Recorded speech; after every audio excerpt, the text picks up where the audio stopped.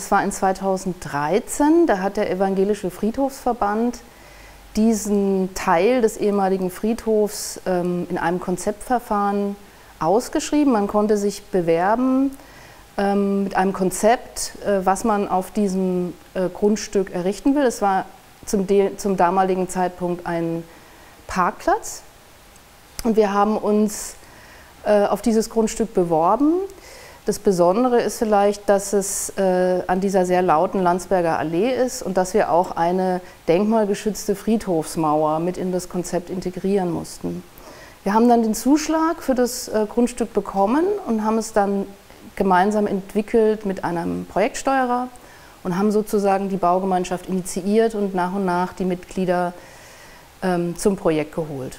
Wir mussten dann noch einen vorhabenbezogenen Bebauungsplan betreiben, weil zum damaligen Zeitpunkt war das hier noch eine Grünfläche von der Nutzung und das Bezirksamt Friedrichshain-Kreuzberg wollte, dass wir sozusagen in diesem aufwendigen Verfahren tatsächlich alle Beteiligten mit ins Boot holen, damit nachher diese Umwidmung in Bauland erfolgen konnte.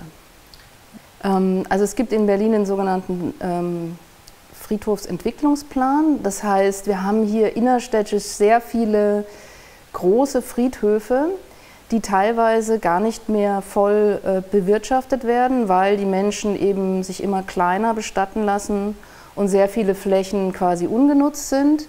Die werden dann teilweise umgewidmet zu Grünflächen oder auch in Randbereichen zu Bauland.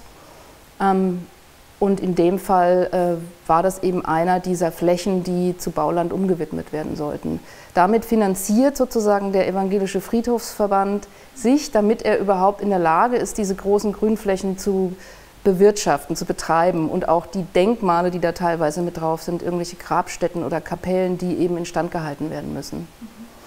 Also wir hatten ja noch die Besonderheit, diese Friedhofsmauer zu integrieren. Die durfte auch nur an 2 Stellen kleine Öffnungen erhalten. Das sind die Zugänge zum Gebäude. Dahinter gibt es einen Gang entlang der Friedhofsmauer, also zwischen Erdgeschoss und Friedhofsmauer. Dort liegen die 3 Erschließungen. Bei der Haupterschließung komme ich in ein großes Foyer. Auch dort gibt es nochmal eine interne Erschließung zu 3 Treppenhäusern.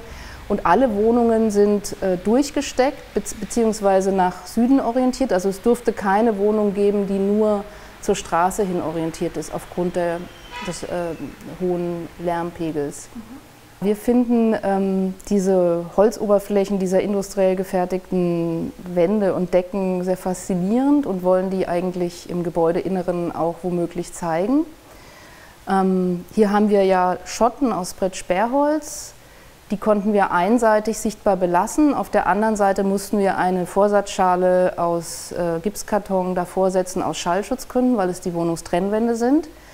Die Decken, welche hier Holzbeton-Verbunddecken sind, dort haben wir die Untersichten der Holzdecken ebenfalls sichtbar lassen können. Wir haben auch Treppen, die aus Massivholz gebaut sind und einen Fahrstuhlschacht aus Holz.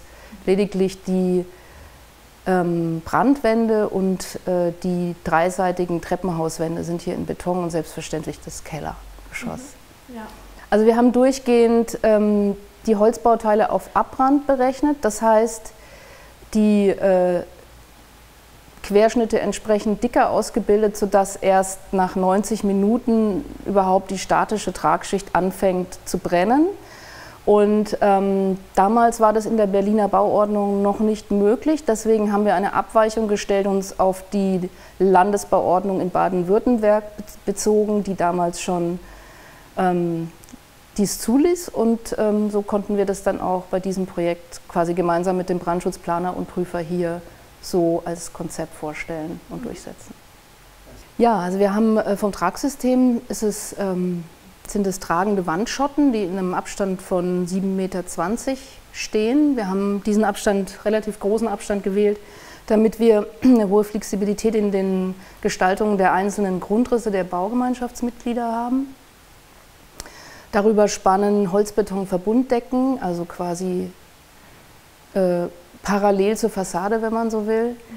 Und die Fassade selbst ist nicht tragend, deswegen hat sie auch nur die Brandschutzanforderungen F30 und wir können beispielsweise eine Holzfaserdämmung als Dämmung verwenden.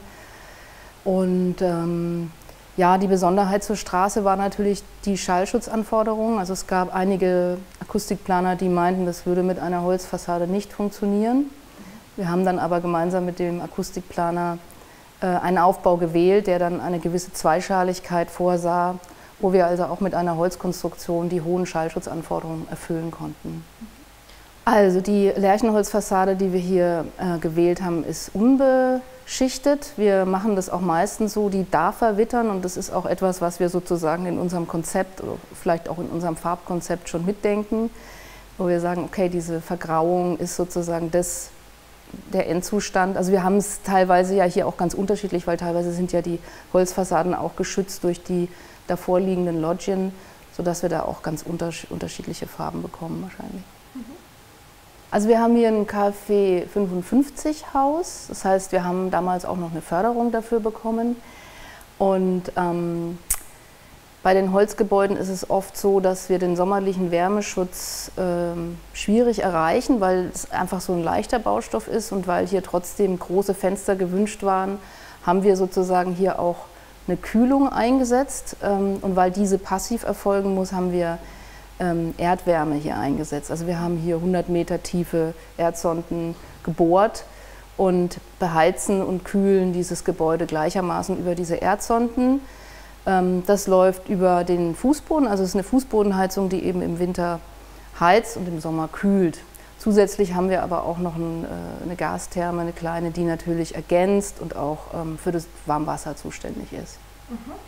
Gibt es zudem ein Lüftungssystem im Gebäude? Ja, wir haben eine kontrollierte Be- und Entlüftung, auch mit Wärmerückgewinnung. Das ist ein großes Gerät auf dem Dach. Das haben wir auch aus dem Grund, dass wir in der Nacht nicht gezwungen sind, die Fenster für die natürliche Lüftung zur Straße zu öffnen. Also wir können sozusagen mit dieser Lüftung auch den notwendigen Luftwechsel erzeugen.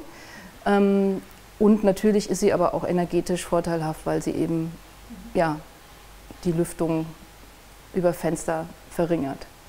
Ja, nachhaltig bedeutet für uns, dass wir ressourcenschonend mit den Materialien umgehen. Das heißt, wir haben hier eben versucht, alle Bauteile, die wir mit Holz bauen können, auch mit Holz zu bauen, weil es eben ein nachwachsender Baustoff ist und keiner, der endlich ist. Und für uns spielt auch die soziale Nachhaltigkeit eine große Rolle. Wir fanden diesen partizipativen Planungsprozess hier mit den Bewohnerinnen schon in der Planung schön und wichtig. Und das ist etwas, wo jetzt eben auch eine gute Hausgemeinschaft entstanden ist. Und das ist eine soziale Nachhaltigkeit, die wir einfach auch toll finden, wenn sowas dann entsteht in einem Haus, wenn wir das mitgestalten können.